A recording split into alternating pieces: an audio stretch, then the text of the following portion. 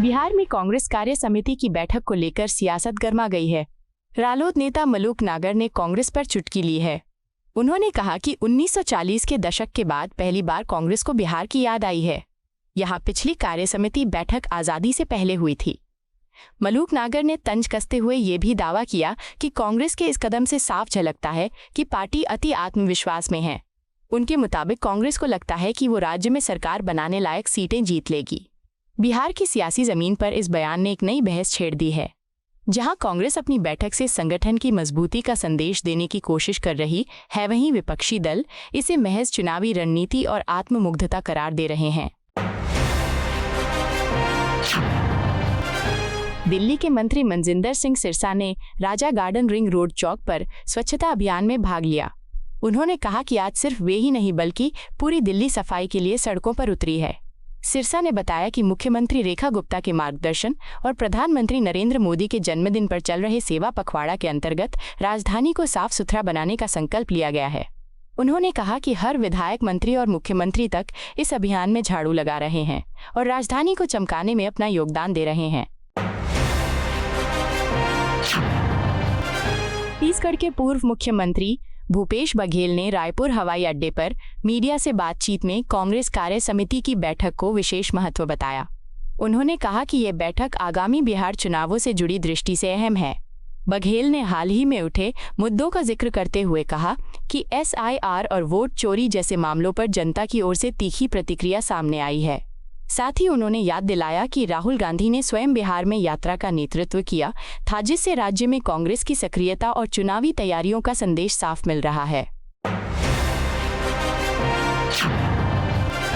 दिल्ली के मंत्री आशीष सूद राजधानी कॉलेज में आयोजित स्वच्छता अभियान में शामिल हुए। इस अवसर पर उन्होंने कहा कि प्रधानमंत्री नरेंद्र मोदी के सेवा पखवाड़ा और मुख्यमंत्री रेखा गुप्ता के नेतृत्व में दिल्ली को स्वच्छ और परिवर्तित राजधानी बनाने का संकल्प लिया गया है। सूद ने कहा कि प्रधानमंत्री मोदी के जन्मदिन पर श्रद्धांजलि स्वरूप ये सेवा पखवाड़ा मनाया जा रहा है, जिसके जरिए जनता को जागरूक किया जाएगा। उन्होंने बताया कि सरकार का लक्ष्य न सिर्फ सफाई करना है, बल्कि लोगों में जिम्मेदारी की भावना जगाना और दिल्ली को एक उज्जवल राजधानी के रूप में प्रस्तुत करना भी है।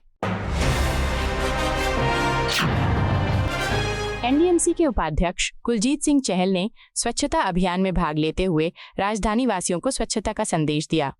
उन्होंने कहा कि प्रधानमंत्री नरेंद्र मोदी के जन्मदिन के उपलक्ष्य में 17 सितंबर से 2 अक्टूबर तक सेवा पखवाड़ा मनाया जा रहा है, जिसमें स्वच्छता अभियान इसकी प्रमुख कड़ी है। चहल के अनुसार स्वस्थ और स्वच्छ दिल्ली का संकल्प हर नागरिक को एकजुट करता है। आज रिंग रोड पर चलाए गए इस अभियान में लोगों ने बढ़ चढ़कर हिस्सा लिया।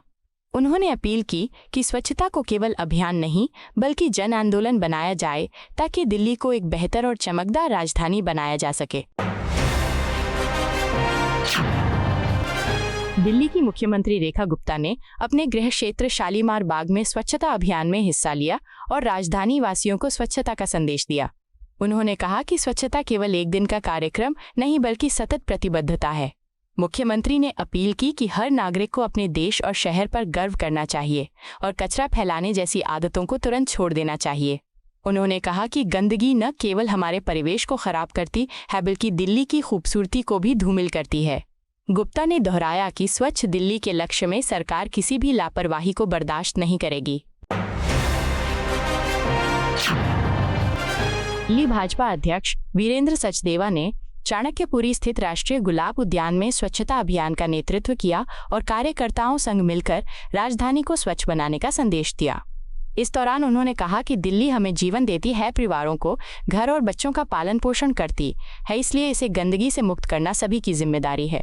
सचदेवा ने प्रधानमंत्री नरेंद्र मोदी के विजन से प्रेरणा लेते हुए कहा कि भाजपा कार्यकर्ता एक स्वच्छ और गौरवशाली राजधानी बनाने के लिए प्रतिबद्ध हैं। उन्होंने लोगों से अपील की कि दिल्ली की सुंदरता और पहचान को बनाए रखने में सक्रिय योगदान दें। पटना में आयोजित कांग्रेस कार्य समिति की बैठक को लेकर जदयू ने कड़ा विरोध जताया है। जदयू नेता नीरज कुमार ने बयान दिया कि कांग्रेस ने सदाकत आश्रम में बैठक आयोजित कर बिहार की ऐतिहासिक धरोहर और विरासत का अपमान किया है। उन्होंने कहा कि ये आश्रम बिहार के पूज्य पूर्वजों की देन है और कांग्रेस उसकी गरिमा को राजनीतिक उद्देश्यों के लिए इस्तेमाल कर रही है। नीरज कुमार का आरोप है कि कांग्रेस बिहार की धरती पर अपने स्वार्थ के लिए इतिहास का दुरुपयोग कर रही है। उनके बयान ने सियासी हलकों में नई बहस छेड़ दी है।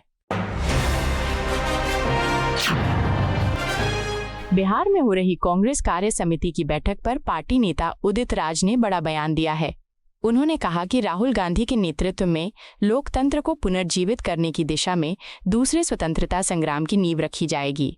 उदित राज ने बताया कि मतदाता अधिकार यात्रा वोट चोरी के खिलाफ शुरू की गई है, क्योंकि चुनाव जीतने के लिए की जाने वाली हेराफेरी लोकतंत्र के मूल को नष्ट करती है। उन्होंने कहा कि अगर बिहार से इस लोकतांत्रिक आंदोलन की नई शुरुआत होती है तो इसे वास्तव में दूसरा स्वतंत्रता संग्राम कहा जा सकता है। बेगूसराय में केंद्रीय मंत्री गिरिराज सिंह ने आगामी बिहार विधानसभा चुनाव को लेकर बड़ा बयान दिया। मीडिया से बात करते हुए उन्होंने कहा कि भाजपा नीतीश कुमार और प्रधानमंत्री नरेंद्र मोदी के संयुक्त नेतृत्व में चुनावी मैदान में उतरेगी। गिरिराज सिंह ने विश्वास जताया कि बिहार में भाजपा जदयू गठबंधन को जनता का प्रचंड समर्थन मिलेगा और वे भारी बहुमत से जीत दर्ज करेंगे। उन्होंने दावा किया कि नरेंद्र मोदी के विकास मॉडल और नीतीश कुमार के प्रशासनिक अनुभव के बूते गठबंधन राज्य की जनता की पहली पसंद बना हुआ है। उनका संदेश था, बिहार में जीत तय है। इंदौर बिल्डिंग हादसे को लेकर सियासत तेज हो गई है।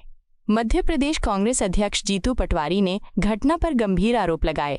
उन्होंने कहा कि इंदौर में अवैध इमारतें धड़ल्ले से बन रही हैं और लोग अपनी जान गंवा रहे हैं। पटवारी ने सीधे तौर पर भाजपा पर हमला करते हुए कहा कि शहर में गुंडों और माफियाओं का राज है और सरकार जनता से बदला ले रही है। उन्होंने आरोप लगाया कि इमारत गिरने की ये घटना साफ संदेश देती है कि भाजपा बिल्डरों को लोगों की जान लेने का लाइसेंस दे चुकी है। बीकानेर में केंद्रीय कानून मंत्री अर्जुन राम मेघवाल ने जीएसटी सुधारों पर कांग्रेस को आड़े हाथों लिया। उन्होंने कहा कि कांग्रेस ने शुरू से ही जीएसटी का विरोध किया और इसे गब्बर सिंह टैक्स कहकर जनता को गुमराह करने की कोशिश की, लेकिन 2004 से 2014 तक सत्ता में रहते हुए भी कांग्रेस इसे लागू नहीं कर सकी। मेघवाल ने कहा कि भाजपा सरकार ने इसे सभी राज्यों की सहमति से लागू किया। उन्होंने तंज कसा कि राहुल गांधी और मल्लिकार्जुन खड़गे की पीड़ा सिर्फ यही है कि जनता और व्यापारी मोदी के विजन को समर्थन दे रहे हैं। पटना में कांग्रेस कार्य समिति की बैठक को लेकर सियासत गर्म है, लेकिन आरजेडी ने इसे सकारात्मक बताया है। आरजेडी सांसद सुधाकर सिंह ने कहा कि अगर कांग्रेस की बैठक पटना में हो रही है तो बीजेपी को इतनी परेशानी क्यों है। उन्होंने साफ किया कि आरजेडी और महागठबंधन का हिस्सा होने के नाते वे इस बड़े राजनीतिक आयोजन का गर्मजोशी से स्वागत करते हैं। सुधाकर सिंह ने कहा कि कांग्रेस ने हमेशा लोकतंत्र पर आने वाले खतरों का डटकर मुकाबला किया है। विपक्षी एकजुटता को चुनौती मानना चाहिए, उससे डरना नहीं। आपको यह वीडियो पसंद आया हो तो इसे लाइक करें, हमारे चैनल को सब्सक्राइब करें।